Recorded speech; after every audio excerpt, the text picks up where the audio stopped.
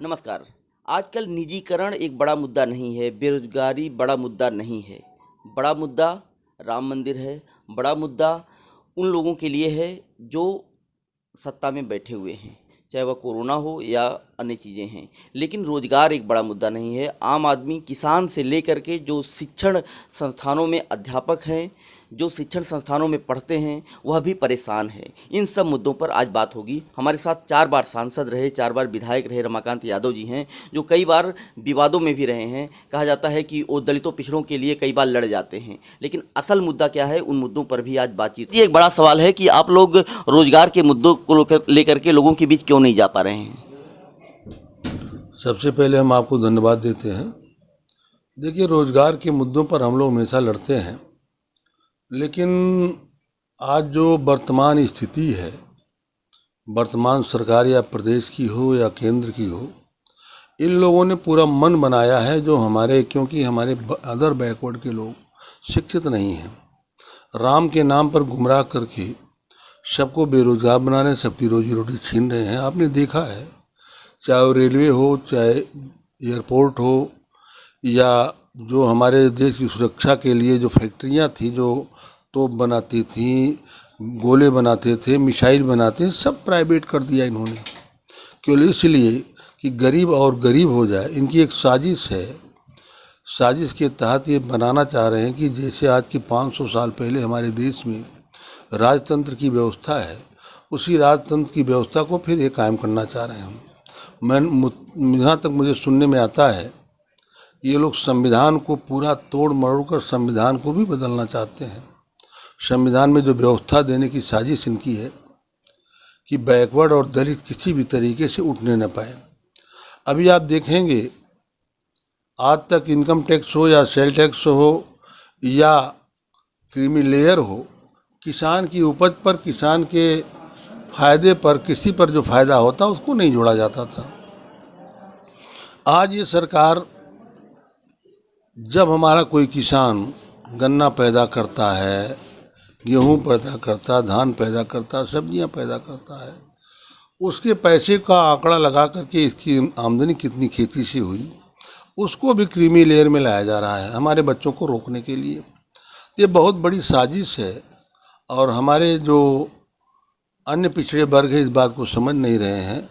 वो तो चुपचाप हैं, लेकिन निश्चित रूप से जो पढ़ा लिखा है, जो शिक्षित है, बैकवर्ड, वो तो लड़ रहा है। लेकिन अब ये है कि इतना डरवा ले गए हैं। अब इनके लिए, जैसे मान लीजिए, मैंने एक बयान भी दिया था, इनके लिए मंदिर ज़रूरी है, क्योंकि मंदिर में हमारे लोग ठगे जाते हैं, हमारे लोग गुमराह किए जाते हैं। अगर वही मंदिर की जगह एक बढ़िया मेडिकल कॉलेज बन गया होता, इंजीनियरिंग कॉलेज बन गया होता, तो लाखों लाख बच्चे जो है इंजीनियर और डॉक्टर बन के निकलते। उससे हमारा देश आगे निकल सकता है, उससे हमारे लोग आगे बढ़ सकते हैं, उससे रोजी रोटी बन सकती है, उससे हम तमाम जो है काम कर सकते हैं। ना कि मंदिर तो केवल इतना है कि हमारे लोग जाएंगे, आस्था के नाम पर ठगे जाएंगे, विद्यालय जाना छोड़ देंगे, मंदिर जाने की शुरुआत। मैंने इसीलिए बयान दिया था, अपने लोगों के लिए कहा था, निवेदन किया था अपने लोगों से कि मित्रों, आप लोग इस मंदिर के बजाय जो पत्थर की मूर्ति, मंदिर बना पत्थर की मूर्तियां लगी हैं, इसमें ना जा कर के आप विद्या मंदिर में, शिक्षा मंदिर में जाइए, जहां आपको ज्ञान मिलता है। जहां ज्ञान मिलता है वहां जाएंगे तो निश्चित रूप से आप आगे बढ़ेंगे, आप डॉक्टर बनेंगे, इंजीनियर बनेंगे, जज बनेंगे, डीएम बनेंगे, एसपी बनेंगे, तमाम अच्छे अच्छे पदों पर आप जाएंगे। लेकिन मंदिर जाने से ये जो है किसी पद पर नहीं जा सकते जब तक ये शिक्षा नहीं लेंगे। रमाकांत जी, अभी आपने कहा कि लोग पढ़े लिखे नहीं हैं, हमारे लोग कम शिक्षित हैं। क्या आपको जानकारी है कि तमाम शिक्षण संस्थानों से निकले हुए बच्चे जो प्रतियोगी परीक्षाओं में सवर्णों से यानी जनरल से भी बहुत ज़्यादा नंबर ला रहे हैं, इसके बाद उनको नौकरियां नहीं मिल पा रही हैं? अभी कोर्ट का एक फैसला भी आया है, कोर्ट ने कहा है कि जनरल की मेरिट तक ओबीसी के छात्रों को लिया जाए। ये जानकारी है आपको? वो असिस्टेंट प्रोफेसर की बात कर रहा हूँ। देखिए, जानकारी आपने कहा ये कोर्ट का फैसला आया है, ये सरकार कोर्ट के फैसले को मान रही है? कभी अगर कोर्ट के फैसले को मानती तो दिल्ली में थोड़ा सा टिप्पणी किया था एक हाई कोर्ट के जज ने, रातों रात चंडीगढ़ ट्रांसफ़र हो गया, हुआ कि नहीं हुआ? और क्या कहा जाए कोर्ट के बारे में, क्या कहा जाए सरकार के बारे में। और जो आपने कहा है हमारे नौजवानों के बारे में, ये सत्यता है। अभी कितनी बड़ी बेईमानी हुई, जो हमारे 69,000 शिक्षक की भर्ती का वांड निकला था, अगर इसमें ओवरलैपिंग की गई होती तो मैं समझता हूँ अकेले 50,000 अदर बैकवर्ड आता। लेकिन इतना बड़ा नुकसान किया गया है, ये बहुत सोचनीय विषय है। दलित भी बहुत संख्या में आता, और मैं समझता हूँ कि जनरल के लोग जिन्हें जबरदस्ती भर्ती किया गया 34-35,000 40,000, वो संभवतः 10,000 5,000 पर आ जाते। लेकिन सीधे सीधे बेईमानी हो रही है। और ये तो छोटी नौकरी है शिक्षक की। आप जानते हैं देश के इतिहास के पन्ने में कभी ये नहीं मिलता है कि डायरेक्ट कभी IAS की पोस्टिंग की जाए। हुआ कि नहीं हुआ है? नहीं, अभी तक नहीं हुआ था। अभी तक नहीं हुआ था, लेकिन इन लोगों ने किया कि नहीं किया? 12 IAS की नियुक्ति, ना तो कोई फार्म भरवाया गया, न तो परीक्षा में बैठे, न इंटरव्यू में बैठे, न ट्रेनिंग किए, सीधे सीधे उन्हें ज्वाइंट सेक्रेटरी भारत सरकार में बना दिया गया, जो सीनियर IAS का पद होता है। अब इससे बड़ा क्या हो सकता है नुकसान हम लोगों के लिए? इससे बड़ा बेईमानी क्या हो सकती है? लेकिन हम सब लोग लड़ रहे हैं मिलजुल करके, हमारे नौजवान लड़ रहे हैं। निश्चित रूप से आने वाले दिनों में हम अपने नौजवानों के साथ मिलकर, नौजवानों की ताकत के बदौलत इन्हें बताने का काम करेंगे, इन्हें समझाने का काम करेंगे, इनकी सरकार को गिराने का भी, उलटने का भी काम करेंगे। और अपने लोगों को शिक्षा के लिए हम प्रेरित करेंगे कि आप लोग अच्छी शिक्षा लें, पिछड़े और दलित समाज के भाई लोग शिक्षा लें अच्छी, और मंदिर जाना बंद करें, शिक्षा मंदिर जाना शुरू कर दें। रमाकांत जी, अभी दिल्ली से एक खबर आई है कि बेरोजगारी के जो आंकड़े जारी होते हैं हर साल जारी होते थे, लेकिन अब सरकार वो आंकड़े जारी नहीं करेगी। आप किस रूप में इसे देख रहे हैं? देखिए, सरकार तो कहा था अच्छे दिन आएंगे, अच्छे दिन आएंगे, अच्छे दिन आ गए गरीबों के। इसलिए कोई आंकड़ा नहीं दे रहे हैं, न कोई रोजगार दे रहे हैं, न कुछ दे रहे हैं। हाँ, इतना जरूर कर रहे हैं, जिस समाज को एकदम निरीह करना हो उसे कुछ दिन तक आप आटा चावल दाल फ्री दे दीजिए, और 4-6 साल के बाद छोड़ दीजिए, तो दुनिया में सबसे निरीह प्राणी वो साबित हो जाएगा, अपने आप वो ख़त्म हो जाएगा। ये सरकार वही कर रही है, परखा रही है। आपको हम 5 किलो आटा, 5 किलो गेहूँ या चावल दे रहे हैं, 1 किलो चना दे रहे हैं, 500 रुपया दे रहे हैं। ये दे करके इनको इतना निरीह बनाया जा रहा है कि आने वाले दिनों में जब ये बंद करेंगे तो ये निरीह प्राणी खाने के लिए मरेंगे। और आने वाले 4-5 साल में जानते हैं सबसे बड़ा विकास क्या होगा? सबसे बड़ा विकास होगा पेट भरने के लिए। पेट भरने का सबसे बड़ा विकास होगा इन गरीबों में, जो इन लोग कार्यशैली भारतीय जनता पार्टी के लोगों की। और ये गरीब अभी समझ नहीं रहा है, समझेगा जब तक, तब तक ये गंवा देगा पूरा अपना। रमाकांत जी, आप भारतीय जनता पार्टी पर निशाना साधते रहते हैं, जबकि हकीकत यह है कि तमाम राज्यों में उसकी सरकारें हैं। पहले 2014 के इलेक्शन से ज़्यादा सीटें 2019 के चुनाव में भारतीय जनता पार्टी को मिली हैं। फिर ऐसा क्यों है? देखिए, सीटें आना, सरकार बनना अलग बात है। अब ये कहिए आप कि अम्बेडकर जी का मुकाबला किसी अटल बिहारी वाजपेयी या आडवाणी से कर लीजिए तो कोई बात तो हुई नहीं। ज्योतिबा फुले का मुकाबला आप मोदी से करेंगे तो कोई बात है नहीं।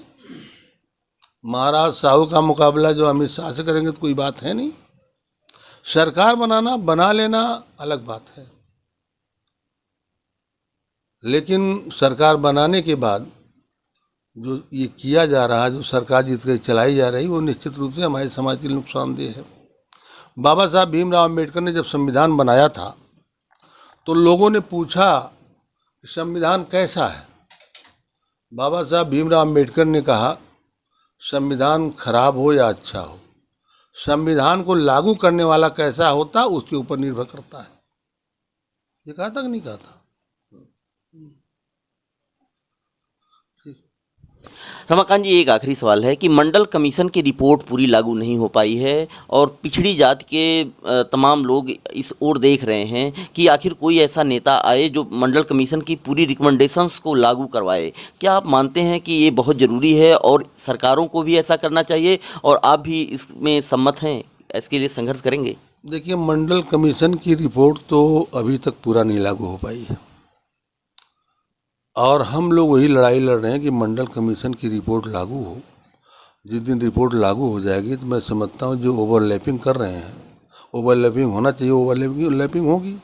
जिस तरीके से ये लोग बेईमानी कर रहे हैं, बेईमानी नहीं कर पाएंगे, लेकिन वो तब आएगी जब हमारे किसानों की, गरीबों की, मजदूरों की, पिछड़ों की, दलितों की सरकार केंद्र में होगी, प्रदेश में होगी, तभी संभव है, तभी लाया जाएगा।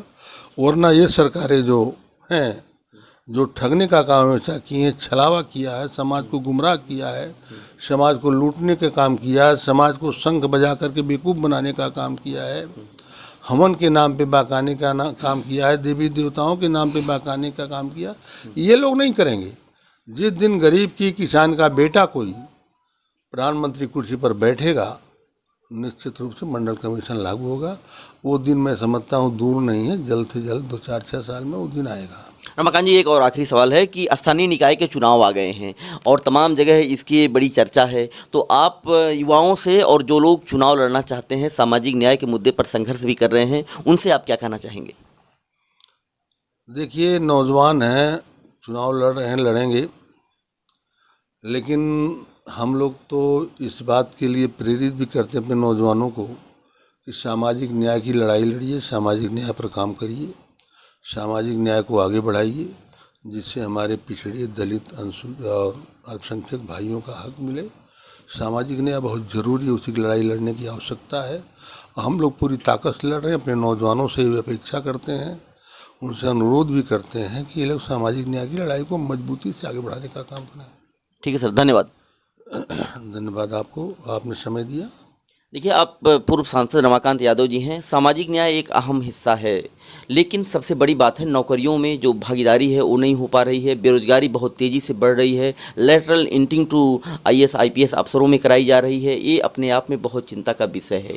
और सबसे बड़ी बात है कि बेरोजगारी के आंकड़े सरकार अब जारी नहीं करेगी। यानी जो आंकड़े सामने आते थे, मीडिया से लेकर के आम आदमी संघर्ष करता था, वह अब सामने नहीं आ पाएगा।